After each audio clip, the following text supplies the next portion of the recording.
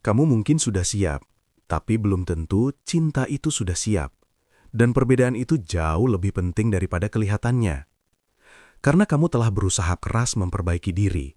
Kamu melewati masa-masa yang berat, keheningan yang menyesakkan, melewati momen-momen di mana kamu tidak tahu apakah kamu sedang bersabar atau sekedar keras kepala. Dan kamu tiba di suatu titik yang berbeda, lebih jernih, lebih mantap, lebih menjadi sosok yang kamu inginkan. Lalu kamu melihat situasi di depanmu, berharap hal itu akan mencerminkan perubahanmu, tetapi ternyata tidak. Kamu pun tertinggal dalam kebingungan, tidak tahu apakah harus bertahan atau melangkah pergi. Apakah yang kamu rasakan ini masih masuk akal atau sekedar menjadi kebiasaan belaka? Kebingungan itulah yang akan kita bahas. Karena masalahnya bukan hanya pada apa yang terjadi di dalam dirimu, tetapi apa yang terjadi di antara kalian berdua, dalam dinamika sehari-hari saat kalian berinteraksi. Tapi sebelum membahas apa itu kesiapan, kita harus meluruskan apa yang bukan kesiapan, karena banyak hal yang sering disalahartikan di sini. Apa yang bukan sebuah kesiapan? Intensitas bukanlah kesiapan. Kamu bisa memiliki perasaan yang sangat dalam pada seseorang, namun situasinya belum siap. Beberapa kisah terasa sangat intens, sekaligus sangat tidak stabil di saat yang bersamaan. Tingkat intensitas perasaanmu tidak membuktikan status dinamika di antara kalian. Rasa rindu juga bukanlah kesiapan. Kerinduan itu nyata. Sakitnya sungguh terasa. Tapi kamu bisa dengan tulus merindukan seseorang yang memang belum berada di fase untuk bersamamu saat ini. Keduanya bisa eksis bersamaan tanpa saling bertentangan.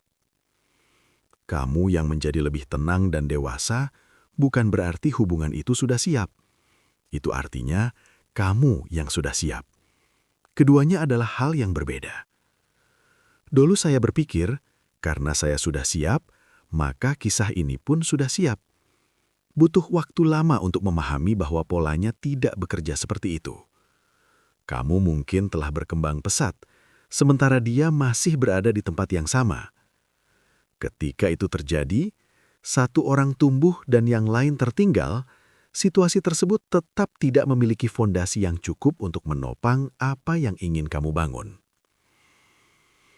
Dalam ajaran Islam, kita diingatkan tentang pentingnya membangun segala sesuatu di atas fondasi yang kokoh dan kejelasan. Sebagaimana perumpamaan yang indah dalam Al-Quran, Surah At-Taubah ayat 109. Maka apakah orang-orang yang mendirikan bangunannya di atas dasar takwa kepada Allah dan keridhoannya itu yang baik? Ataukah orang-orang yang mendirikan bangunannya di tepi jurang yang runtuh? Kita diajarkan untuk berikhtiar dan melihat apakah fondasinya benar-benar kokoh sebelum kita mulai membangun. Hubungan yang siap bukan hanya soal kemauan, ini soal kondisi. Dan kondisi itu terlihat nyata. Kamu tidak perlu menebak-nebak. Berikut adalah 3 tanda ketika hubungan itu benar-benar siap. Pertama, kualitas percakapan berubah menjadi lebih jernih. Percakapan adalah urat nadi dalam sebuah hubungan. Dalam Islam, kita diajarkan tentang pentingnya qaulan sadida, yaitu perkataan yang benar, jujur, lugas, dan tepat sasaran. Ketika sebuah hubungan belum mencapai titik kesiapannya, hal pertama yang paling terasa dan paling menyiksa adalah buruknya kualitas komunikasi. Bukan berarti kalian tidak pernah membicarakan masa depan atau topik-topik berat. Tetapi kualitas dari percakapan itu sendiri terasa hampa, mengambang, dan penuh dengan ketidakpastian. Mari kita ingat kembali bagaimana pola lama itu bekerja. Kamu mengirim pesan, mungkin sekedar pertanyaan langsung atau sapaan sederhana untuk memastikan kabarnya. Lalu apa yang terjadi? Balasannya baru datang berjam-jam kemudian. Ketika balasan itu akhirnya tiba, kalimatnya buram, terkesan enggan, atau bahkan terkadang hanya dibaca tanpa ada balasan sama sekali. Di momen-momen itu, kamu duduk terdiam menatap layar ponselmu. Kamu mencoba menebak-nebak apa arti dari keheningan panjang tersebut. Pernahkah kamu membaca ulang satu pesan yang sama sampai 3 atau 4 kali, seolah-olah kamu sedang memecahkan sebuah sandi rahasia hanya untuk mencari tahu makna tersembunyi di baliknya? Pernahkah kamu merasakan sesak yang aneh di dada? Kecemasan yang membuat perutmu mual dan jantungmu berdebar tidak karuan hanya karena mencoba mengartikan balasan yang bahkan tidak lebih dari 10 kata. Dalam agama kita memang diajarkan untuk selalu berprasangka baik, husnuzon. Namun dalam situasi yang tidak sehat ini, prasangka baik itu seringkali kamu manipulasi sendiri. Kamu menggunakannya untuk membohongi dirimu demi menutupi ketidaksiapan orang tersebut. Sebenarnya, bagian terburuk dari siklus ini bukanlah proses menunggu itu sendiri. Bagian yang paling merusak mental adalah apa yang kamu lakukan selama masa penantian tersebut. Tanpa sadar, kamu mulai membangun percakapan sendiri di dalam kepalamu. Kamu membayangkan alasan demi alasan mengapa dia terlambat membalas.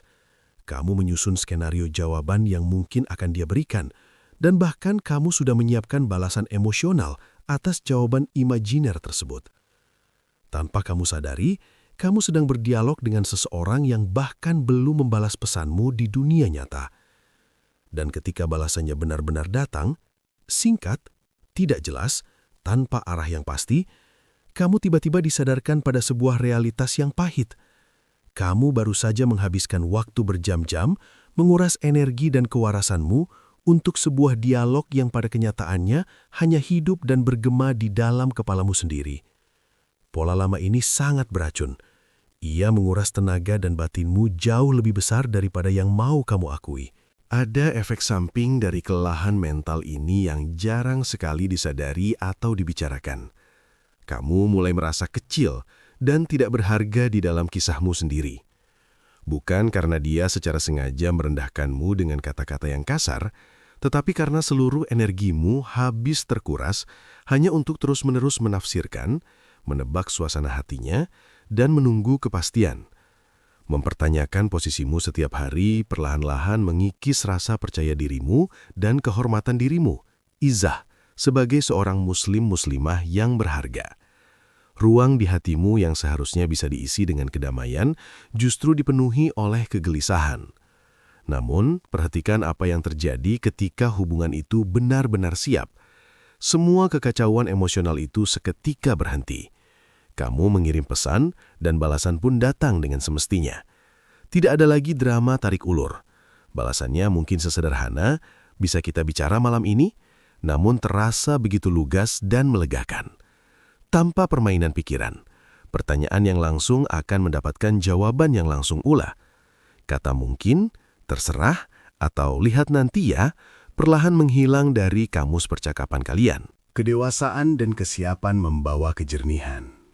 Kamu tidak lagi meninggalkan sebuah percakapan dengan perasaan yang lebih bingung daripada saat kamu memulainya. Ada kelegaan yang luar biasa ketika lisan selaras dengan hati, menciptakan ketenangan, sakinah, yang memang seharusnya menjadi fondasi dari bersatunya dua insan. Kamu akhirnya merasa aman karena kamu tahu persis di mana kamu berpijak. 2. Keputusan yang nyata menggantikan janji-janji samar. Kamu pasti sangat mengenal polanya. Suatu hari nanti kita akan selesaikan ini kalau semuanya sudah tenang. Atau, tunggu saja, akan ada waktunya buat kita. Ini adalah untaian kalimat yang sangat membuai. Diciptakan sengaja atau tidak untuk memberikan ilusi seolah-olah ada pergerakan di antara kalian berdua. Kamu merasa sedang berjalan maju, padahal pada kenyataannya tidak ada satu hal pun yang benar-benar bergerak. Kalian hanya diam di tempat yang sama, terjebak dalam ruang tunggu tanpa kepastian. Dalam Islam, sebuah janji bukanlah sekadar pemanis bibir untuk meredakan situasi sesaat. Janji adalah sebuah hutang, al-wa'du dainun, sebuah amanah yang kelak akan dimintai pertanggungjawabannya. Ketika seseorang terus-menerus menaburkan janji tentang suatu hari nanti tanpa pernah mengambil langkah konkret untuk mewujudkannya, mereka sebenarnya sedang menimbun hutang emosional. Ironisnya, hal ini memaksamu untuk terus memaklumi ketidaksiapan mereka, sementara kamu sendiri mengorbankan kedamaian batin dan menunda pertumbuhan dirimu sendiri demi menunggu sesuatu yang fana. Namun, perhatikan apa yang terjadi ketika kesiapan itu benar-benar telah matang di dalam jiwa seseorang. Realitas akan bergeser, dan bahasa yang digunakan berubah dari dunia angan-angan menjadi pijakan yang nyata. Hal-hal inilah yang akan muncul ke permukaan. Dulu, kapan-kapan aku akan menemuimu. Ini adalah kalimat pasif yang tidak menuntut pertanggungjawaban. Ia membiarkan waktu yang mengatur, bukan niat yang menggerakkan. Sekarang, aku akan ke sana hari Sabtu. Ada hari yang pasti, ada rencana yang dibuat. Ini menunjukkan bahwa kehadiranmu cukup berharga hingga ia rela mengalokasikan porsi nyata dari waktu dan hidupnya untukmu. Dulu, kita perlu membicarakan hal ini nanti ya, kalau suasana sudah enak. Sebuah penundaan yang dibalut seolah-olah demi kebaikan bersama, padahal seringkali hanyalah bentuk pelarian dari konflik. Sekarang, bisa aku telepon besok jam 7 malam. Angka yang spesifik menunjukkan sebuah resolusi. Ini adalah bentuk penghormatan, adab, terhadap waktumu dan perasaanmu, membuktikan bahwa ia siap menghadapi apapun yang perlu dibicarakan tanpa menghindar. Langkah-langkah kecil, spesifik dan nyata ini akan terasa sangat asing pada awalnya. Namun, ketegasan ini terasa begitu berbeda, karena ia membawa sebuah bobot spiritual dan emosional yang luar biasa kuat. Bobot itu bernama komitmen. Dalam ajaran agama kita, sebuah niat yang baik dan tulus, atau nia, haruslah diwujudkan dalam bentuk tindakan yang nyata, amal soleh. Tanpa tindakan, niat hanyalah bisikan kosong. Keputusan untuk menetapkan waktu dan hari adalah bentuk ikhtiar yang paling jujur dari seseorang yang benar-benar siap melangkah bersamamu. Dan ketika kamu akhirnya menerima bentuk komitmen yang begitu nyata ini, setelah sekian lama jiwamu dibiarkan kelaparan dengan hanya disuguhi remah-remah janji samar, reaksi pertamamu mungkin adalah sebuah guncangan atau rasa kaget. Kamu mungkin tertegun sejenak. Pada momen kesadaran itulah, sebuah tabir seolah terbuka. Kamu tiba-tiba disadarkan pada kenyataan pahit betapa pola lama yang toksik itu telah berhasil menormalkan ketidakjelasan dalam hidupmu. Kamu akan menyadari dengan penuh rasa haru sekaligus sedih betapa selama ini kamu telah melatih dirimu sendiri untuk menerima porsi penghargaan yang begitu sedikit, lalu membohongi dirimu sendiri dengan menganggap bahwa sedikit itu sudah cukup. Tindakan nyata memiliki resonansi kebenaran yang tidak akan pernah bisa disamai atau ditiru oleh sekadar janji. Hati kecilmu atau fitrah yang selalu mengenali kebenaran dan kebaikan menyadari ketulusan itu jauh sebelum akal pikiranmu selesai memproses dan menganalisisnya. Kamu akhirnya mengerti bahwa cinta yang siap tidak akan pernah membiarkanmu menebak-nebak di mana posisimu berada.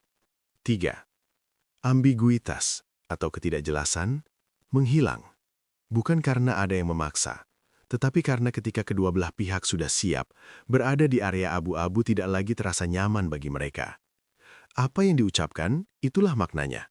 Jelas, tanpa perlu kamu bedah dan tafsirkan. Kamu bisa menyudahi percakapan dengan tahu persis apa intinya. Bersamaan dengan itu, permainan emosional pun mereda. Pola tarik ulur, saling menguji kesetiaan dan memantau waktu balasan chat kehilangan fungsinya karena semuanya sudah cukup jelas. Hubungan yang siap tidak memerlukan pengawasan. Saat cinta itu siap, ia berjalan tanpa harus ada yang memaksanya setiap hari. Menghadapi realitas. Namun, ada risiko nyada yang harus disampaikan. Kamu mungkin telah dewasa, tapi dia belum tentu bisa mengimbanginya. Dan itu sungguh menyakitkan.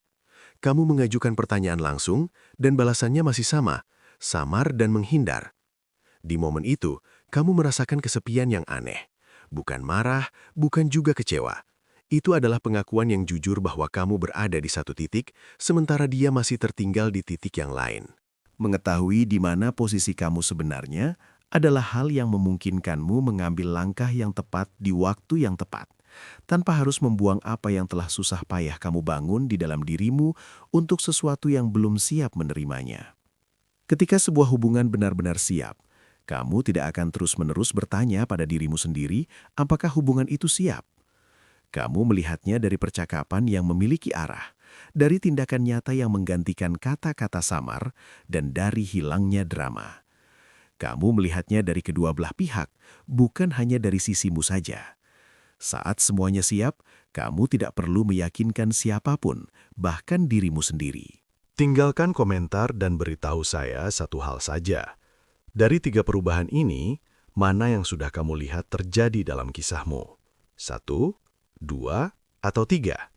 Tuliskan saja angkanya, karena mengakui dengan jujur apa yang kamu lihat sudah jauh lebih baik daripada menunggu tanpa tahu apa yang sedang kamu tunggu.